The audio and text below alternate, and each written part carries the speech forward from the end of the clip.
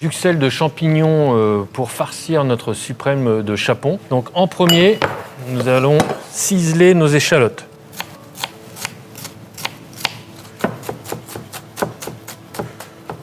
On récupère son petit réceptacle, on met dedans. On va prendre nos champignons de Paris. Voilà, eux, on les émince une première fois comme ça. On les hache le plus fin possible. On débarrasse nos champignons. On les réserve. Maintenant, on va hacher le persil. Donc, on sépare les feuilles des tiges. Pareil, on va hacher. Donc, on réunit un petit tas. On se serre le maximum. Après, avec le couteau, en mettant bien les doigts derrière la lame,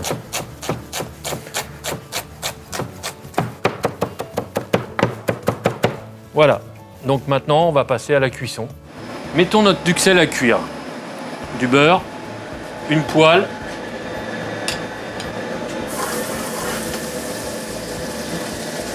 On met nos échalotes dedans.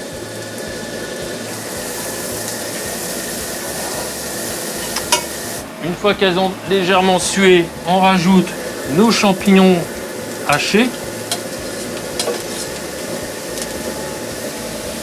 Un peu de sel, toujours pour faire sortir plus vite l'eau de végétation, un peu de poivre, et voilà. Dès qu'on verra plus du tout d'humidité, on arrêtera. On va débarrasser nos champignons pour qu'ils arrêtent de cuire, y ajouter notre persil. On mélange notre chapelure. Donc, chapelure achetée dans le commerce, ou si vous avez du pain sec, eh ben, vous prenez votre robot et puis vous le passez au robot. Notre beurre en petits morceaux. Et là, on incorpore délicatement, hein, ça va se rentrer tout seul. Et le tour est joué. Ensuite, nous allons prendre une poche à douille comme celle-ci. Voilà, vous retroussez bien comme une chaussette, hein. Vous fermez bien. Pour les farcir, vous les attendez qu'ils soient à température ambiante, donc vous ne le rentrez pas au frais. Vous le laissez dehors. Il faut qu'il soit à une température de 30 degrés maximum pour mettre sous la peau.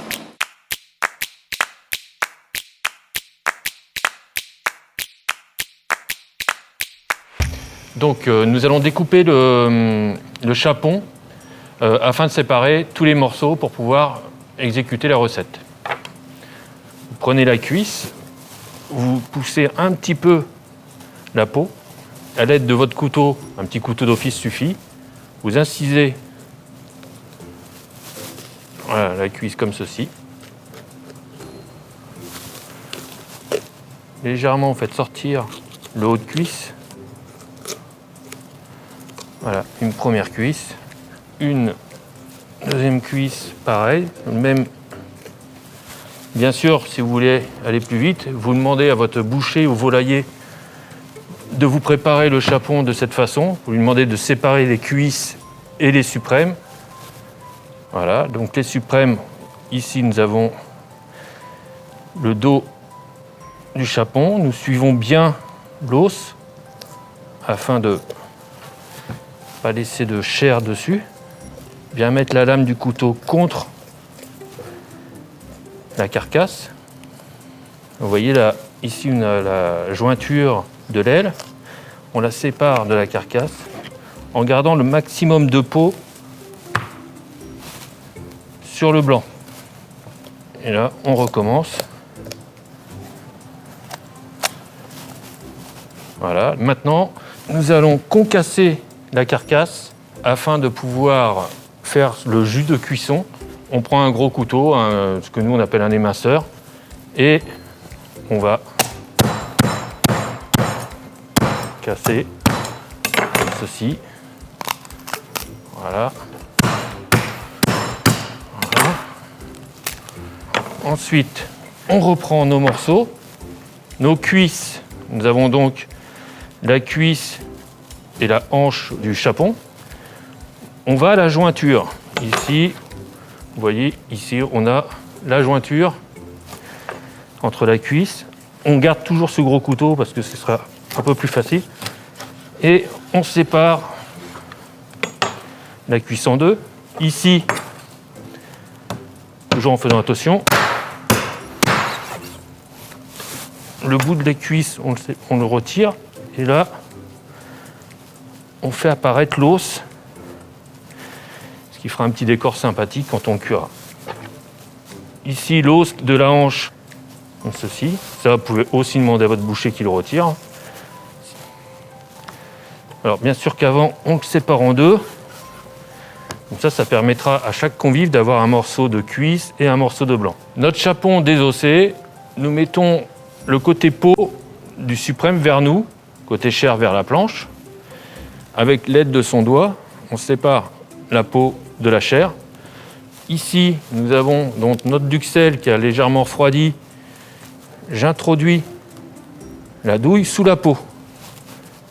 Là, on voit la duxelle qui se met entre la peau et la chair. Donc là, voilà, nous avons notre suprême qui est farci.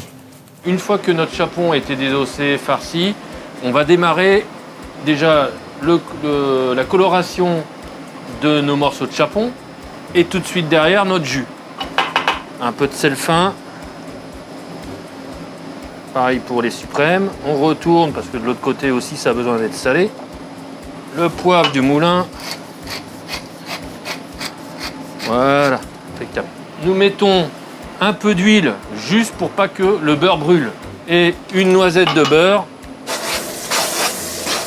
Donc, on va bien attendre que le beurre fonde avant de mettre les morceaux. Nous mettons nos cuisses. Dedans. Quand elles seront colorées des deux côtés, on mettra les suprêmes. Voilà, je mets le suprême. Côté peau, toujours avant. Faut pas que ça soit non plus trop fort, sinon la peau va exploser. Donc là, nos cuisses sont bien colorées. Vous voyez, hein, faut pas non plus que ce soit noir, hein, bien blond. Ici, notre suprême, il est coloré. Je le mets dans ma plaque. Je vais récupérer mes carcasses de volaille, enfin de chapon, et on met dedans. En même temps, je rajoute les échalotes, le thym et le laurier. On rajoute nos cuisses avec, car elles vont, elles, avoir besoin de cuire plus longtemps, qu'on appelle braiser. Avant de déglacer, je mets le jus de veau, qui est de la poudre, hein, voilà. Ensuite, un verre de Porto qui lui va déglacer et va donner un goût légèrement sucré à votre jus, de l'eau claire, froide, et ceci, voilà, à hauteur des carcasses.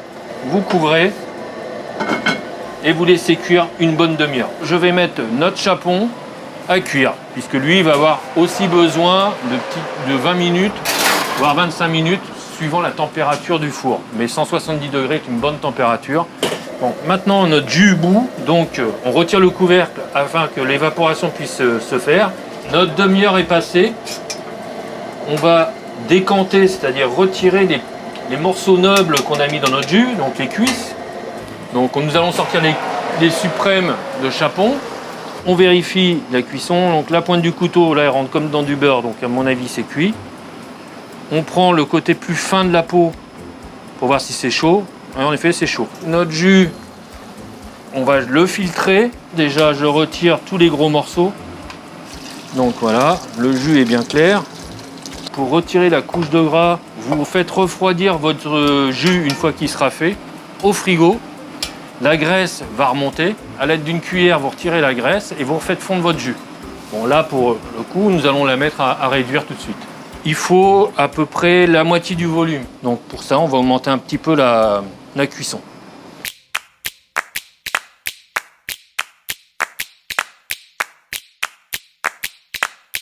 Passons maintenant à la garniture de notre chapon. Donc une fricassée de butternut au girolles et châtaigne.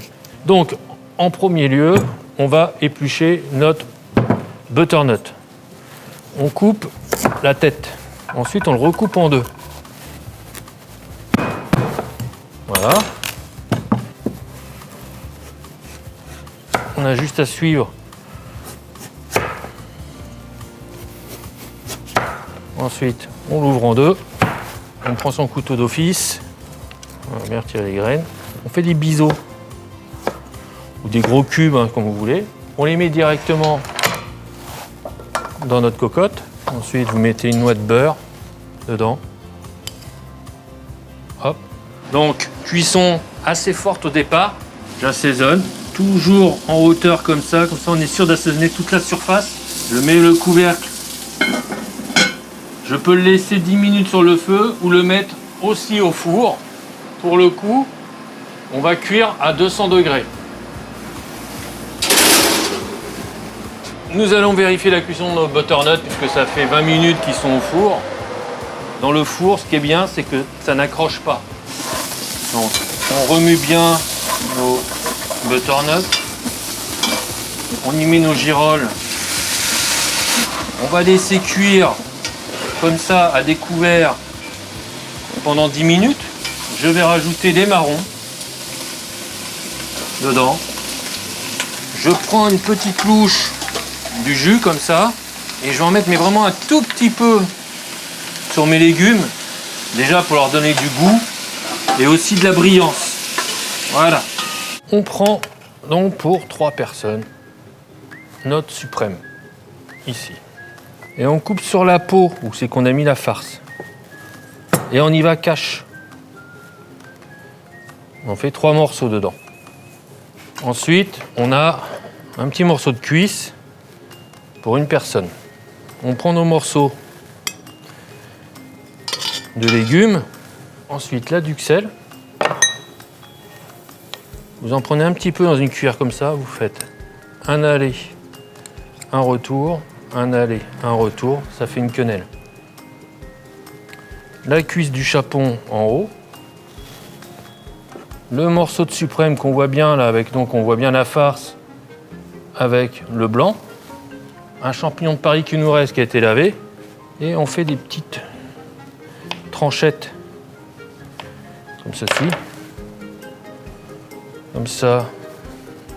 Comme ça. Un peu de persil plat. Et voilà. Notre sauce. Vous voyez, elle est superbe. Un petit point au milieu sans napper la viande parce que le but c'est quand même de voir la farce avec le blanc. Et voilà.